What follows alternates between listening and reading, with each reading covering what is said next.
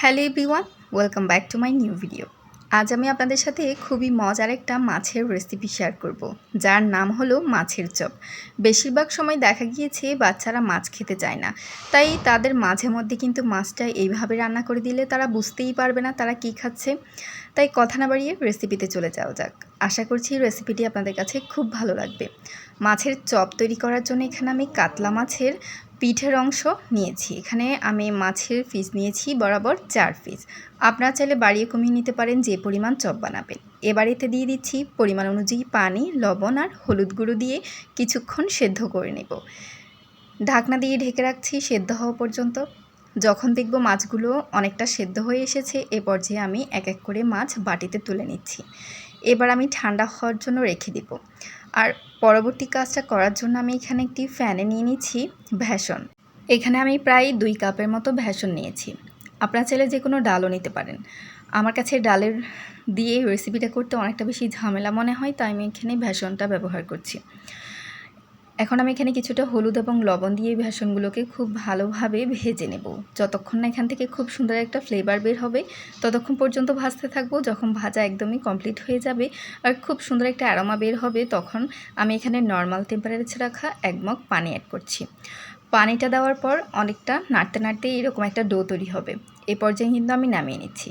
আর এদিকে একটা বাটিতে নিয়ে নিচ্ছি 2টি পেঁয়াজ কুচি,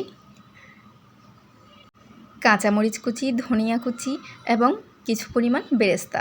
এখানে আমি পেঁয়াজটাকে আগে থেকেই বেরেস্তা করে নিয়েছি। এই মাছের চপের মধ্যে যখন পেঁয়াজ বেরেস্তা দিবেন, তখন এই মাছের চপের ফ্লেভারটা একদমই পাল্টে যাবে। এরপর এখানে কিছু পরিমাণ লবণ দিয়েই আমি পেঁয়াজগুলোকে কচলিয়ে আর আগে থেকে সেদ্ধ করে রাখা মাছটা আমি বেছে নিয়েছি। এরপর দিয়ে দিচ্ছি এখানে ভেষন আর একটা মাত্র ডিম। এবার সবগুলো মিশ্রণকে খুব ভালোভাবে হাত দিয়ে মাখিয়ে নিচ্ছি। আর দিয়ে দিচ্ছি এখানে জিরার গুঁড়া এবং রাঁধুনি মশলা গুঁড়া। আর দিয়ে দিচ্ছি কর্নফ্লাওয়ার। এখানে কর্নফ্লাওয়ারের গুঁড়া দিচ্ছি আমি 2 চা চামচের মতো। এটা দিলে অনেকটা মাখো হয়, এই কারণে এখানে আমি কর্নফ্লাওয়ারটা দিয়েছি। আর আদা রসুন বাটা 1 চামচ করে দিয়ে সবগুলো মিশ্রণকে ভালোভাবে মাখিয়ে নিয়েছি। এবার একটু একটু করে চপ তৈরি করে নিচ্ছি।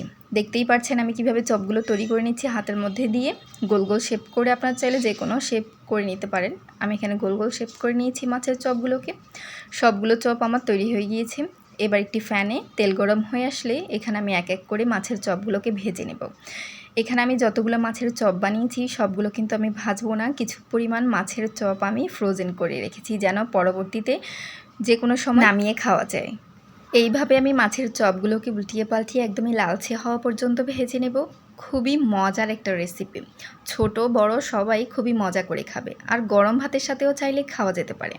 অসম্ভব মজার এই রেসিপিটা বাসায় একবার হলেও ট্রাই করে দেখতে পারেন, কিন্তু খুবই ভালো লাগবে। আর আপনার ফ্যামিলির সবাই খুবই মজা করে খাবে এবং পছন্দ করবে আর আপনার প্রশংসা করবে। আশা করছি রেসিপিটি আপনাদের কাছে খুব ভালো লেগেছে। ভালো লাগলে অবশ্যই লাইক কমেন্ট করে আপনার মতামত জানিয়ে দিয়ে যাবেন। আল্লাহ হাফিজ।